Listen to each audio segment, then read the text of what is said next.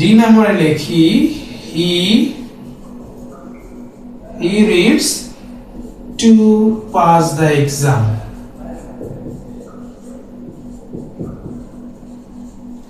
এখন মনোযোগ দেন, এই যে সেন্টেন্সের ভার্বের পরের অংশটা, প্রত্যেকটা অংশই অ্যাডভার্ব। এখন এটা যে অ্যাডভার্ব হলো, এটা কিভাবে দেখেন, আমরা সেন্টেন্সে বলেছি মেইন ভার্বকে কিভাবে, কোথায়, কখন, কেন, কিভাবে যে প্রশ্ন করেছি, সে পড়ে, কিভাবে পড়ে, মনোযোগ দিয়ে পড়ে, তাহলে এই যে অ্যাটেনটিভলি ওয়ার্ডটা কি আপনার অ্যাডভার্ব। এরপর দেখেন হি রিডস, সে পড়ে, কোথায় পড়ে, অ্যাট হোম, এটা আপনার একটা কোথায় দিয়ে পেয়েছে মানে অ্যাডভার্ব। তাহলে এখন বলেন তো হি গোস টু স্কুল, সে কোথায় যায়, স্কুলে যায়, স্কুল শব্দটা ছিল কি অ্যাডভার্ব।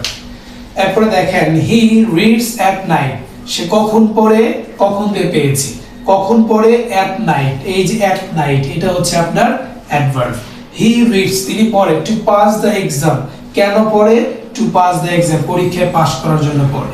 এখন দেখেন অ্যাডভার্ব আর অ্যাডভার্বিয়াল, অ্যাডভার্ব জাস্ট একটা ওয়ার্ড, আর যখন এক বা একের অধিক গুচ্ছ ওয়ার্ড মিলে কোনো কিছু সেন্টেন্সের পার্ট হবে তখন একে বলে অ্যাডভার্বিয়াল। যেমন এটা একটা অ্যাডভার্বিয়াল, এটা একটা অ্যাডভার্বিয়াল, এটা একটা অ্যাডভার্বিয়াল। আশা করি অ্যাডভার্ব আর অ্যাডভার্বিয়াল বুঝতে পেরেছেন।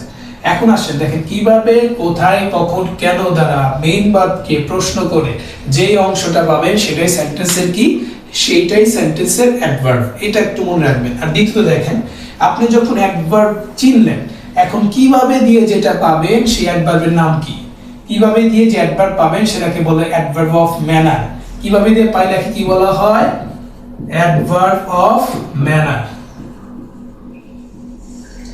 কোথায় দিয়ে প্রশ্ন করে যেটা পাবেন সেটাকে কি বলা হয়, এটাকে বলা হয় অ্যাডভার্ব অফ, কোথায় দিয়ে পাইলে কি হবে, প্লেস। আর যখন কখন দিয়ে প্রশ্ন করে পাবেন তখন হবে কি, এটা অ্যাডভার্ব অফ টাইম। আর যখন কোনো কারণ খুঁজে পাবেন তখন একে বলা হয় অ্যাডভার্ব অফ রিজন। এখন দেখেন তাহলে এখানে মূলত আমরা চার ধরনের অ্যাডভার্ব পেয়েছি। কিভাবে দিয়ে প্রশ্ন করে যে অ্যাডভার্ব পাবেন একে বলা হয় ম্যানার। কোথায় দিয়ে পাইলে হয় জায়গা, জায়গা পাওয়া যায়, জায়গা পাইলে এটাকে কি অ্যাডভার্ব অফ প্লেস। আর কখন দিয়ে প্রশ্ন করে পাবেন সময়, আর সেজন্য একে বলা হয় অ্যাডভার্ব অফ টাইম। আর কারণ বের করার জন্য কেন দিয়ে প্রশ্ন করতে হবে সেজন্য একে বলা হয় অ্যাডভার্ব অফ রিজন। রিজন মানে হচ্ছে কারণ। তাহলে চার ধরনের আমরা অ্যাডভার্ব পাইলাম। এখন আমাদের প্রশ্ন হচ্ছে, যখন আপনার সেন্টেন্সের একটা সেন্টেন্সে একটা অ্যাডভার্ব ইউজ করবেন তখন যে কোনো অ্যাডভার্ব ইউজ করতে পারবেন, কিন্তু যখন একই সেন্টেন্সে একের অধিক অ্যাডভার্ব ব্যবহার করবেন তখন অ্যাডভার্বের একটা সিকোয়েন্স আছে, ধারাবাহিকতা আছে। অ্যাডভার্বের ধারাবাহিকতাটা হচ্ছে এরকম, আমরা যদি শর্টে বলি এম পি টি আর, ম্যানার, প্লেস, টাইম, রিজন।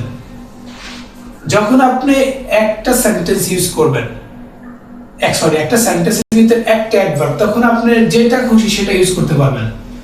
আর যখন একের অধিক ইউজ করবেন তখন আপনাকে এই সিকোয়েন্সটা ফলো করতে হবে। প্লেসের আগে ম্যানার দিতে পারবেন কিন্তু ম্যানারের আগে প্লেস দিতে পারবেন না, ম্যানারের পরে টাইম দিতে পারবেন কিন্তু টাইমের পরে ম্যানার দিতে পারবেন না। আমার মনে হয় ব্যাপারটা বুঝতে পেরেছি। আমি এক্সাম্পল দিচ্ছি, দেখেন এত সুন্দর সুন্দর সেন্টেন্স। আমি একটা সেন্টেন্স লিখি, he walks, he walks, he walks in the morning.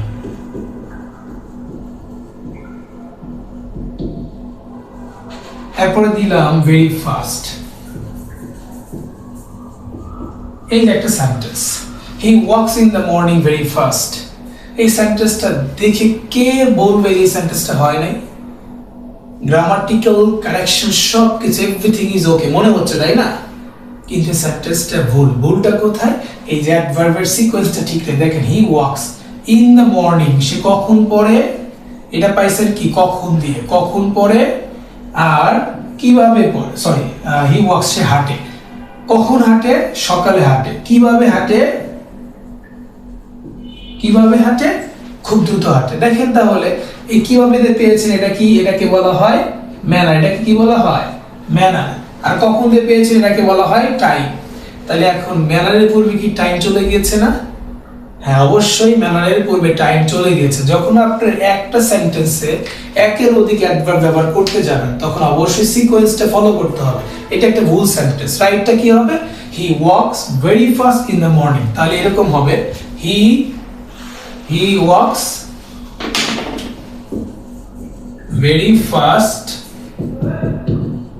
In the morning.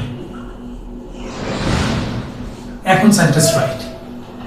আপনি চাইলে এরকম ভাবে আমাদের সেন্টেন্সের ভিতরে আমরা তো সাধারণত আগে ট্র্যাডিশনাল যে বইগুলো পড়েছি সেইখানে শুধু তিনটা স্ট্রাকচার ছিল একটা সেন্টেন্স কি থাকবে, সাবজেক্ট থাকবে, এরপর একটা ভার্ব থাকবে, এরপর অবজেক্ট থাকবে। আমরা জানি যে বাদের পরে যা থাকবে সব দাদা গোষ্ঠী যা আছে সব আপনার সেন্টেন্স ওইখানে হচ্ছে সব অবজেক্ট। কিন্তু এই ধারণাটা হচ্ছে আমাদের ভুল। সেন্টেন্সের মেইন ভার্বের পরে আমাদের অবজেক্টও থাকতে পারে, অ্যাডভার্ব সবচেয়ে বেশি থাকে হচ্ছে অ্যাডভার্ব। এটা একটু মাথায় রাখবেন আপনারা, সবচেয়ে বেশি থাকে অ্যাডভার্ব। আপনারা যখন সেন্টেন্স পড়বেন বইয়ের ভিতরে তখন মেইন ভার্ব পাইলেই শুধু কোশ্চেন করবেন কিভাবে, কোথায়, কখন, কেন। দেখবেন যে পেয়ে গেছেন, পাইলেই ভাববে যে এটা একটা অ্যাডভার্বিয়াল। এটা একটা ওয়ার্ড পাইলে অ্যাডভার্ব, আর সেন্টেন্সের ভিতরে পাইলে মোটামুটি এক কথায় বলে দিবে এটা অ্যাডভার্বিয়াল। এটা কোনো অবজেক্ট না। কখনো অবজেক্ট অ্যাডভার্ব হতে পারে না, অ্যাডভার্ব কখনো অবজেক্ট হবে না, অবজেক্ট কখনো অ্যাডভার্ব হবে না। আমার মনে হয় আশা করি বুঝতে পেরেছেন। আবার একটু বলি, প্রথমত সেন্টেন্সের মেইন ভার্বকে প্রশ্ন করবেন কিভাবে, কোথায়, কখন, কেন। এই চারটা ওয়ার্ড দ্বারা প্রশ্ন করে যদি কোনো অ্যানসার পান সেটা হচ্ছে অ্যাডভার্ব। আর অ্যাডভার্বের ক্ষেত্রে আমরা চারটা প্রকার তৈরি করেছি: adverb of place, time, reason. Manner, place, time, reason. এগুলাকে যখন একের অধিক একই সেন্টেন্সের ভিতরে একাধিক অ্যাডভার্ব ইউজ করবেন তখন আপনাকে কি করতে হবে? প্রথম হচ্ছে সিকোয়েন্সটা ফলো করতে হবে। এমপিটিআর, প্লেস এর পূর্বে ম্যানার থাকা যাবে কিন্তু ম্যানারের পূর্বে প্লেস দেওয়া যাবে না।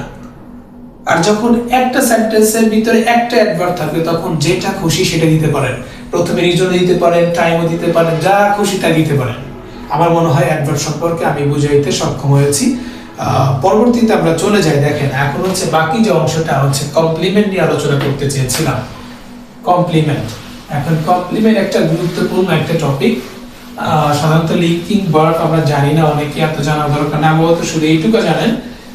আমরা মনে করি যে একটা সহজ সেন্টেন্স যে হি ইজ আ টিচার, সরি আমরা যদি হি ইজ আ স্টুডেন্ট।